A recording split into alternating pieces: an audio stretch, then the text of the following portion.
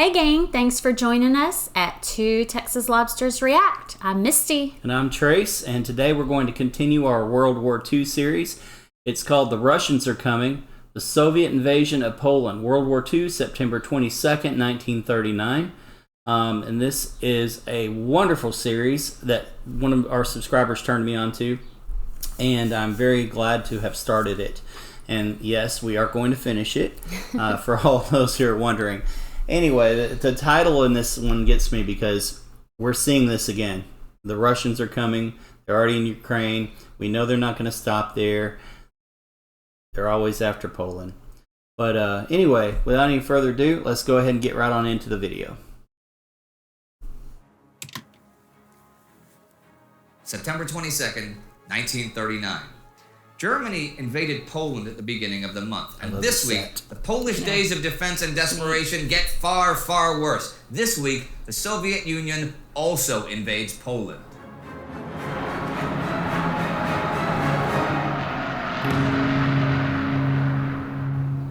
I'm Indy Nidell. This is World War II. Last week, the Poles managed to surprise the Germans at the Jura River, but after a few days of success, the tide turned and the Germans took over 150,000 Polish POWs. In the captured territory, the German war on civilians continued, though many in the German army were opposed to it, and in the West, Britain began landing troops in France in large numbers. In Poland itself, Warsaw is surrounded by the 16th, but refuses to surrender. The Polish army has retreated eastward and has planned to maybe regroup around Lvov, but those hopes are dashed on the 17th when the Soviets suddenly invade. Even Hitler's generals were unaware that this was going to happen.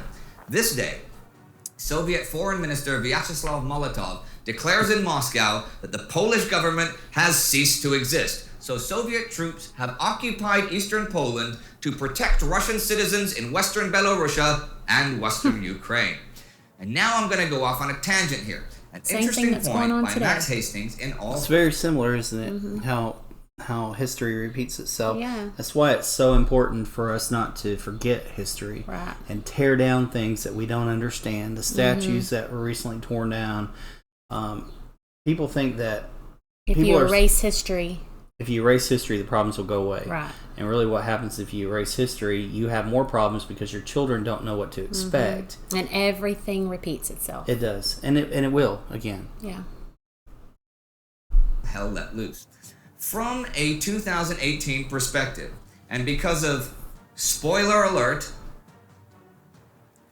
the way the war ended with Russia on the Allied side, many historians have accepted the post-war Soviet Union's claim that they were neutral in the early stages of the war.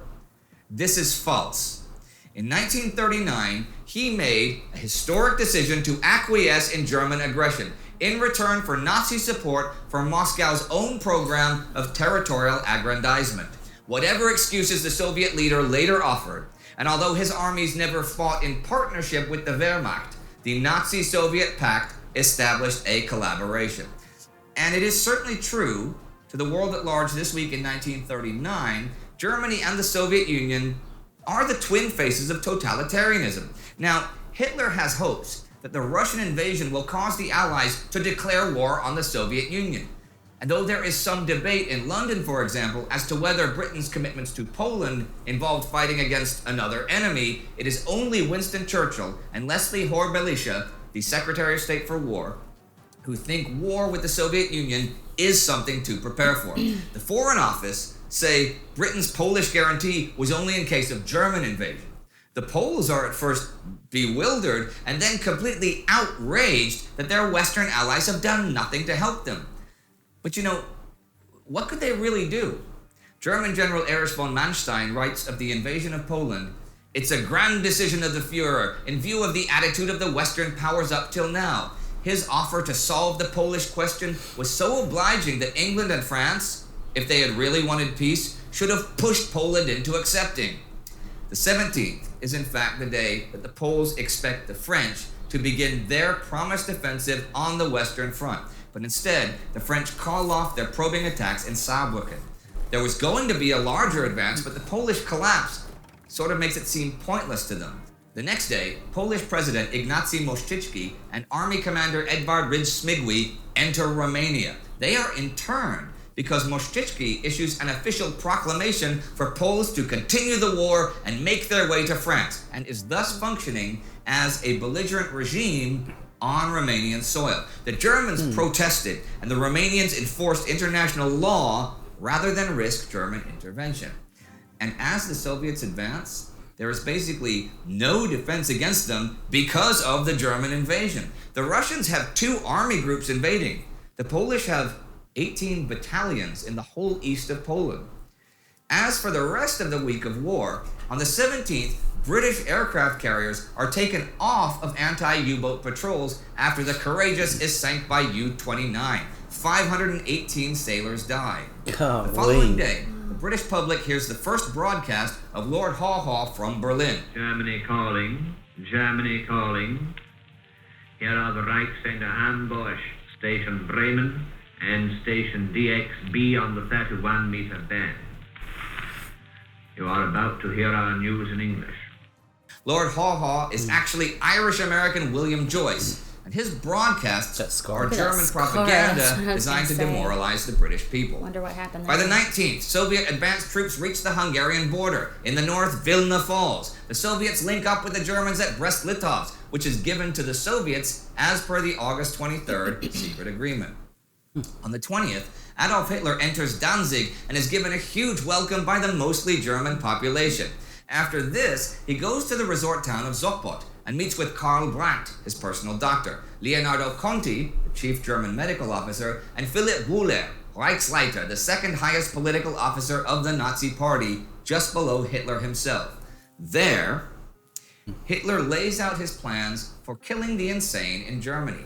He backdates his order to September 1st and gives the green light to give a merciful death to all those who are incurably ill. Wow. The organization that will carry out the euthanasia program will be known as T4, and it's named after the address of its center, Tiergartenstrasse 4 in Berlin. Werner Heide, a psychology and neurology professor, is its head. Wow. And So, I want to look at this for a second. I've seen this before in this series, but it amazes me why these people were put to death. Epilepsy, learning disability, motor disability, psychiatric patients, religious delusions. She was probably faithful to her religion. Homosexual disorder, insomnia, and anxiety. And it's all over the board because he wanted a perfect race. Right.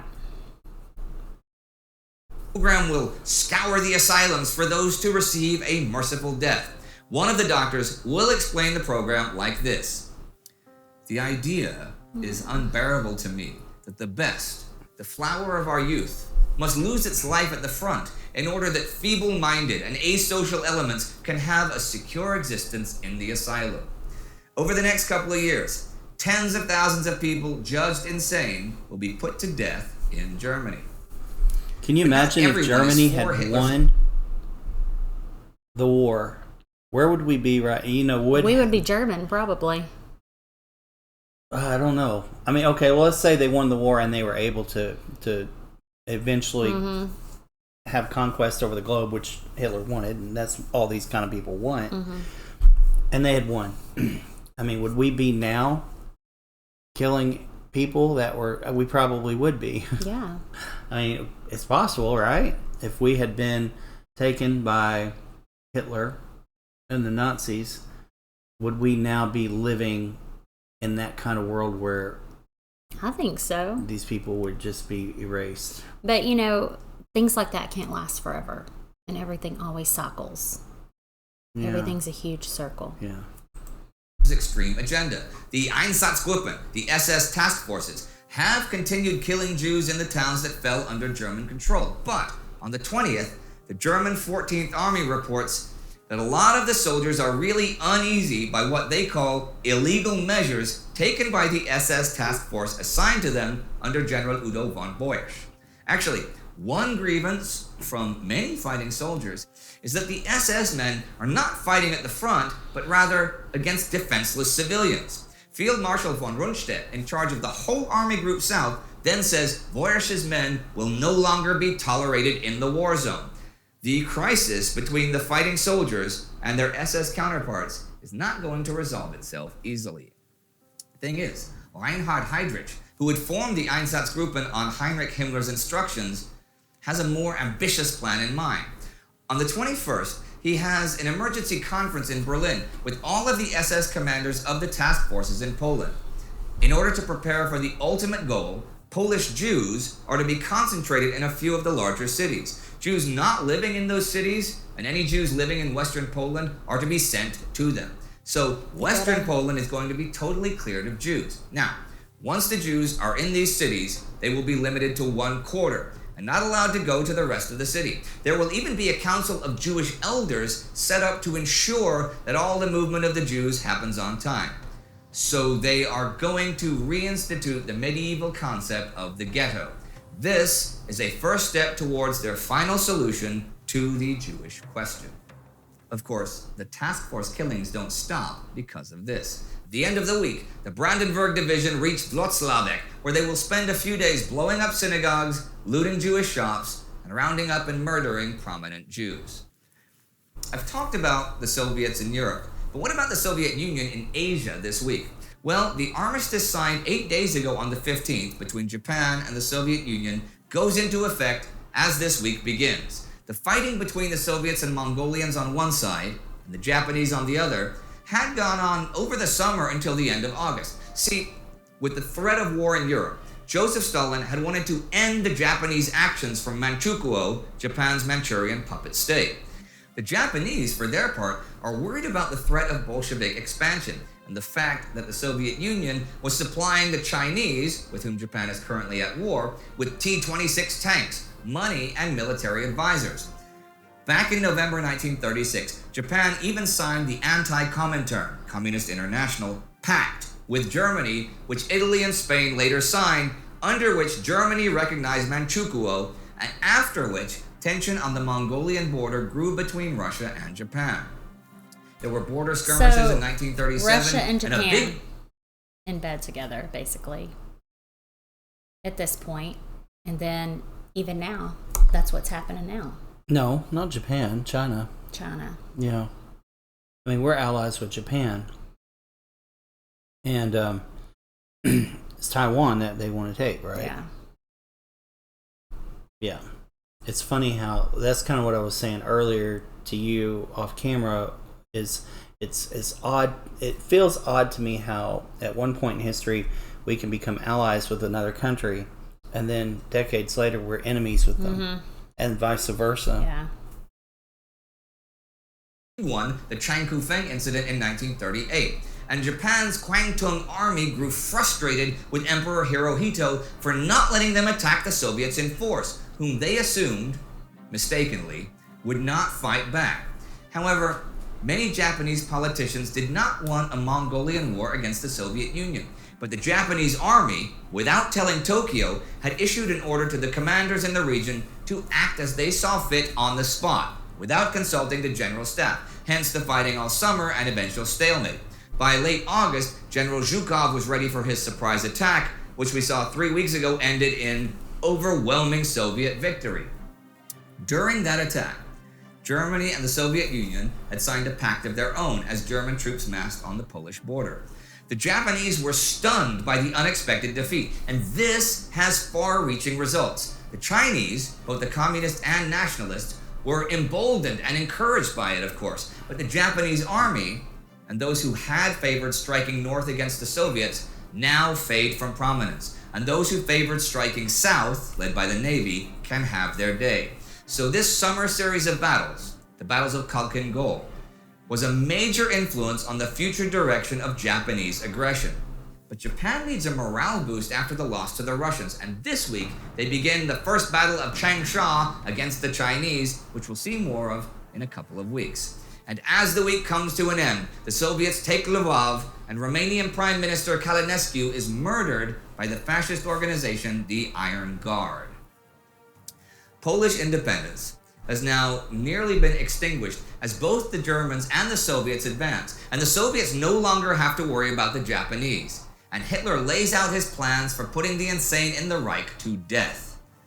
And Heydrich tells his commanders to recreate the ghetto system in Poland in preparation for the final solution of what to do with the Jews.